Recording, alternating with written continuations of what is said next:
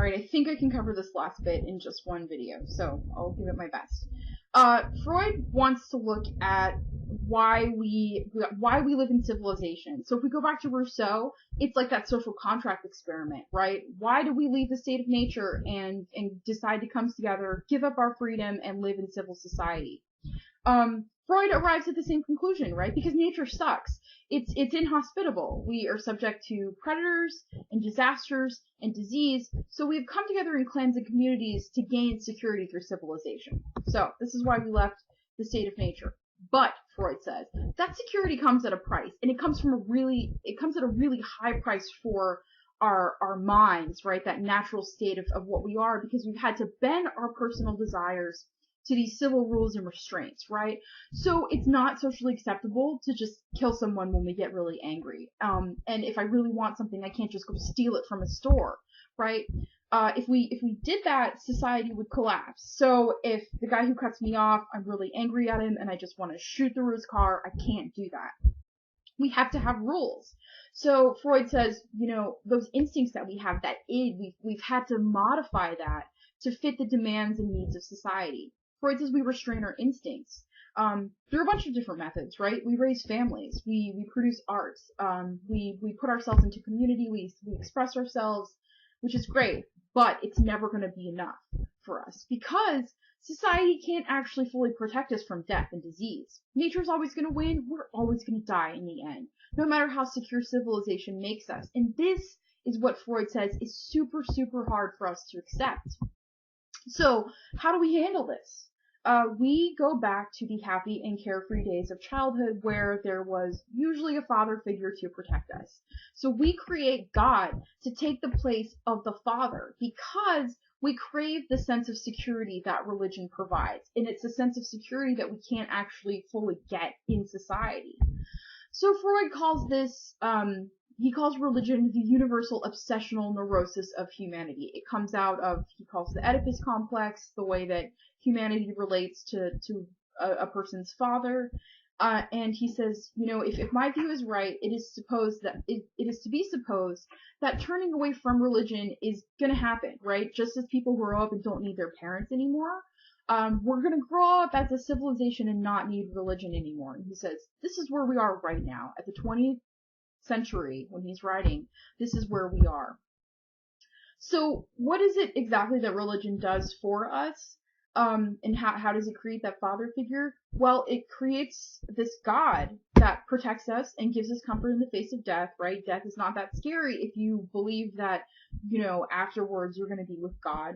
And it also rewards us with eternal life if we accept the moral restraint that's necessary to live in civilization, right? If you go back to St. Thomas Aquinas in Western Civ 1, look at that list of sins, right? A lot of those things are illegal for a reason. It's a sin to murder people because society would blow up if everyone murdered everyone, right? So, it gives us like a reason to actually follow the rules of society. And that reason is, hey, I'm going to go to heaven if I'm a good person. So according to Freud, when we deny our instincts and desires, it's good for us, but it's also really good for society. So it kind of goes hand in hand. We help ourselves, we help our society. Okay, so that's what religion gives us. So why does Freud call religion an illusion? He has this really specific definition for illusion, which I'll tell you about. So on page 40, he says, we call belief an illusion when wish fulfillment is a prominent factor in its motivation. So there's a difference between illusions, errors, and delusions. And Freud gives some examples of each one of these. So it's not the case, Freud says, that religious beliefs are just mistakes, right? It's not the case that we all just kind of believe in God and we've just made some kind of stupid mistake about it. They're errors, they're false beliefs of a very particular type. So he gives us this example. Aristotle, who's the Greek philosopher, right, who's also studying a bunch of scientific things, had this belief that vermin were developed out of dung, right?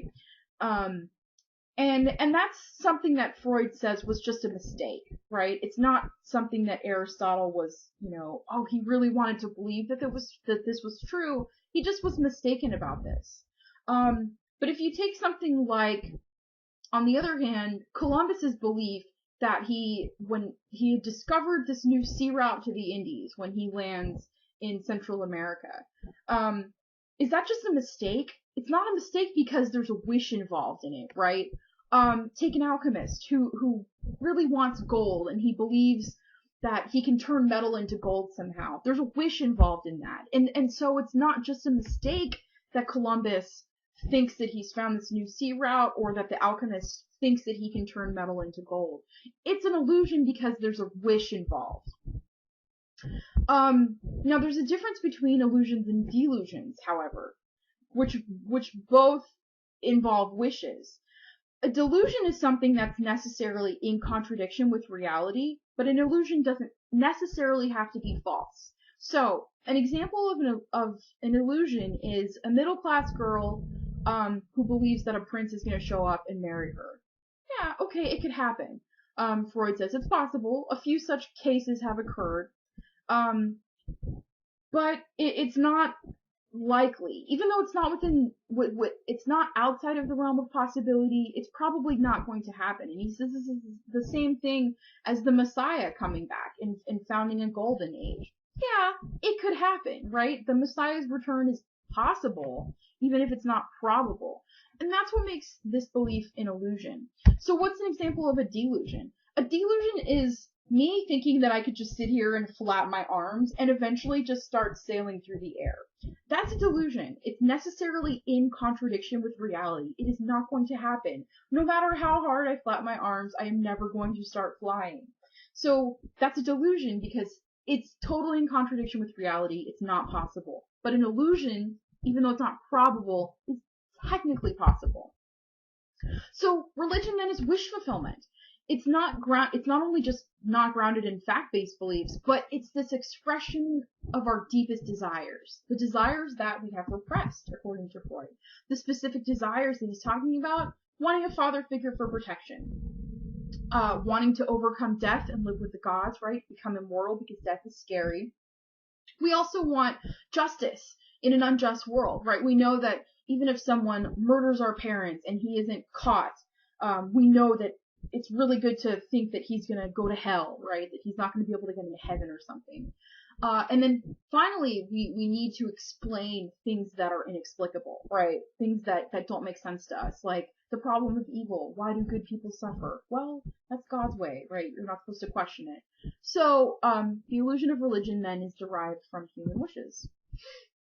Okay, last thing I want to talk about here for Freud's text is the difference between religion and science. First of all, Freud says that religion has a distinct disadvantage when compared to science. Science is preferable, it's better than religion for one really specific reason, and that is science tries to be self-correcting and it tries to be dynamic, but religion relies on staying dogmatic and unchanging.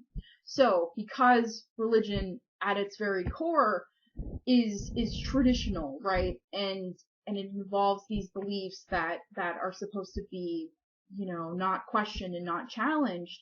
Science has an advantage because science changes, right? We looked at the Copernican revolution and the idea that, hey, the Earth is not the center of the universe. That's not something, it was something that was really challenging for a lot of people to accept, but the point of science is to change things and make sure that the beliefs we have are the most correct beliefs, whereas religion doesn't aim for this. Freud says, look, we don't have the capacity to assess the truth value of religious doctrines. It doesn't lie within the scope of our present inquiry. It's not like we can sort of scientifically try to prove God's existence, no matter how Descartes tried to do that. So scientific work then is the only road which can lead us to a knowledge of reality outside of ourselves.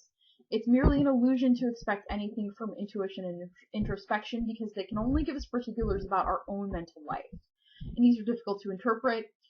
And religious belief can never give us information about the questions which religious doctrine finds so easy to answer. So, science has a advantage over religion.